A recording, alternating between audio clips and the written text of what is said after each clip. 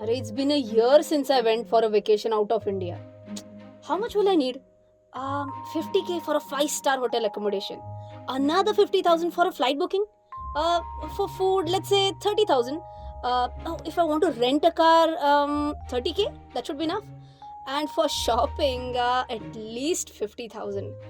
My God, the total is going to what? 2,10,000. But my income is only 1,80,000. How will I arrange for the balance money? अहो, ऐकलत का?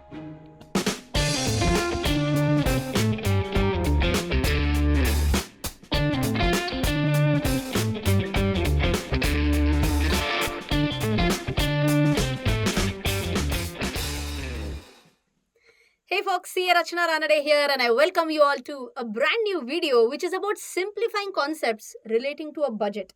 Now what I did in the first part of the video, I just list down my expenses.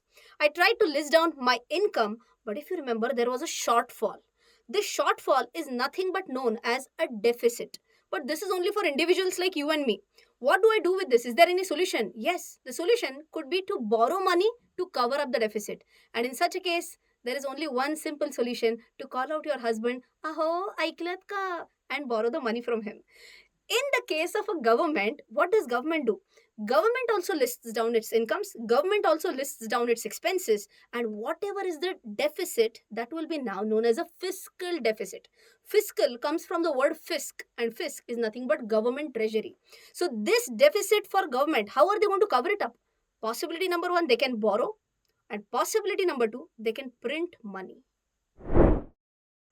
Let's get into fewer finer aspects of the fiscal deficit. Always remember that this number is expressed in percentage to GDP terms. So, just as an example, in the budget, you might hear our finance minister say that this year's fiscal deficit is, say, 3%. Just as an example. But 3% of what? 3% of GDP. But then, can government say that this year's fiscal deficit is like 80% of GDP? No, that can't be done. Why? The government is bound by Fiscal Responsibility Budget Management Act 2003, which says that you have to keep fiscal deficit in check. Okay, but if you remember, I also talked about the solution. There is a fiscal deficit, that's a fact. Then what can the government do? Government can print money, but then please wait. Can government print unlimited money? No. More and more money being printed, always remember, it will lead to inflation. If I start talking about whys and what's of this will go into economics. But let me know in the comment section if you would be interested to know a little bit more about economics from me.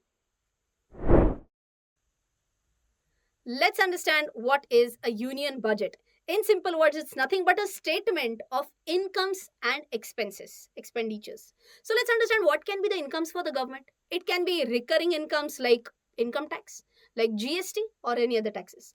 It could be like once in a while incomes, like what? Like it could be sale of spectrum, the 5G spectrum and all that. It could be sale of mining rights, all these. Or one last example can be divestment in public sector undertakings. All these are what? All these are the incomes of the government.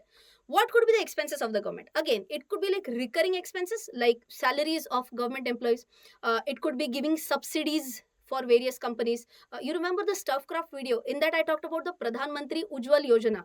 That was again an example of expense by the government. It could be also expenses which are comparatively non-recurring. It could be like building an airport, which is like a capital expenditure. So what is done is that in the union budget, all the incomes are listed down, all the expenses are also listed down. Okay, but now let's go one step further. Union budget will be divided into three parts. Which are the three parts? Number one, in the first part, they'll talk about what happened in the past, what happened in the last year, how much was the income and expense of the last year. In the second part, they will tell you what are the expected incomes and expected expenses of the current year. Okay, and the third point, they'll try to do an economy analysis. They will try and understand the pain points in the economy, and then they will try to address these pain points by giving allocations to a specific sector. Well, just a quick fun fact for you. Our first union budget was presented way back in 1860 by Mr. James Wilson, who is the founder of Standard Chartered Bank and The Economist magazine. Well, this year's budget is going to be really special, especially if you're a CRED member. CRED is going to give you an opportunity to get 100% refund on your income tax paid for financial year 1920. So to stand a chance to win this contest, what you have to do is just to pay your credit card bill on 1st of February, which is our budget day. So now you will not have to call your husband and say, "Aho, aiklat ka." Instead of that, just use the CRED tax back. Download CRED from the link below and pay your credit card bills on 1st February. I'm going to be paying my bills for a chance to win. You should too. We'll understand that making a budget is not an overnight job. It requires months to prepare an entire budget. पण हे नसते धंदे कोणी सांगितले मग?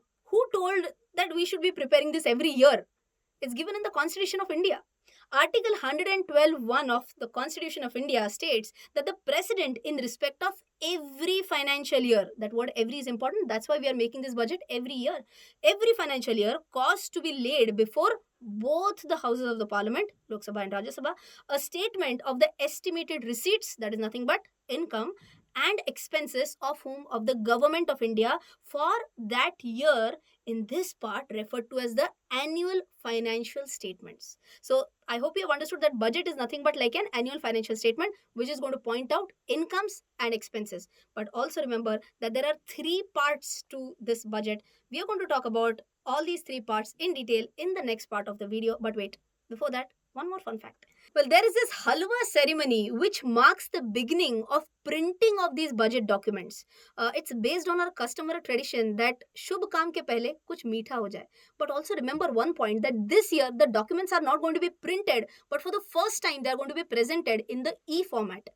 All these people who are involved in the making of the budget, they are not allowed to leave the premises before the finance minister presents the budget. So they are placed in the northern block basement, and once finance minister presents the budget, that's when I can call that they are set free from this location. I just now told you that the printing of the budget will happen roughly around 10 days before the actual budget is being presented. But does this mean that the preparation of the budget also starts barely 10 days before? No. Preparation of budget will start almost 5-6 months before the budget is presented. So somewhere between August or September. So if I'm talking about this year's budget, if I'm talking about financial year 2021, then the budget will be divided again further into three parts. Which are the three parts? The previous year, what happened in the previous year? So that is like the actual income and expenditure of 2019-20. That will be the first part of the budget. Second part of the budget will be the revised estimates of 2021. Why revised estimates? Obviously, because of the corona impact. Don't you think that whatever budget was presented in the previous year, it might have changed? So yes, so revised budget of 2021 will also be presented. And the third part will be the budget estimates for the next year, which is 21-22. Right? So all these three will be a part of this year's budget. Now, one more very important point is that finance minister will try and understand all these contents of the budget. Finance minister will then approach the prime minister and also the cabinet, and finance minister will try and ensure that all these important authorities are on the same page as far as the budget is concerned. Chalo, I hope the first step is clear. Now what happens in the second step? After the finance minister has given the budget speech, then it has to be approved by the legislature. Now who is legislature? Legislature is nothing but both the houses of the parliament, Lok Sabha and Rajya Sabha. What needs to be approved? In that, legislature has to approve two bills. One is known as a finance bill and one is known as an appropriation bill. Now, what is this finance bill? I'll give you a simple example. Let us say that the finance minister had said that we want to approve a budget of 1,000 crore rupees for Pradhan Mantri Gram Sadak Yojana. That was presented by the finance minister. But who needs to approve that? That needs to be approved by Lok Sabha and Rajya Sabha. That is nothing but the legislature. Okay, till here? But the second one, which is nothing but your appropriation bill, what does that say? That is about taking a permission to withdraw funds from the treasury. Means what? One is just giving a signature. Okay, 1,000 crores approved for Pradhan Mantri Gram Sadak Yojana. That is finance bill. But a bill which gives you permission to actually withdraw funds from the treasury, that is known as the appropriation bill. I hope you have understood the difference between the two, right? Now, one important point here is that the parliament can request for changes in the finance bill, but not in the appropriation bill. I hope this point is also clear. Now let's move on to the last step, which is budget execution. Now, because now you can imagine the phases. Number one, our finance minister presented the budget. Number two, the legislature also approved it. But when will it get actually implemented? It gets implemented from the 1st of April of that same year. So, in our example right now, the budget changes or whatever is presented in the budget that will get applicable from 1st of April 2021.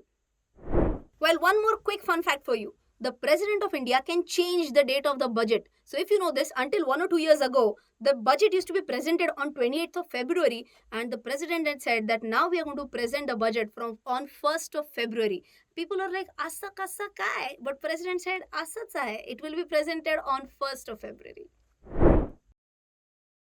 So let's understand two basic types of budget. One is known as a capital budget, one is known as a revenue budget. So capital budget is further divided in capital expenses and capital receipts, while revenue budget is further divided into revenue expenses and revenue receipts. Let's start with the expenses side first.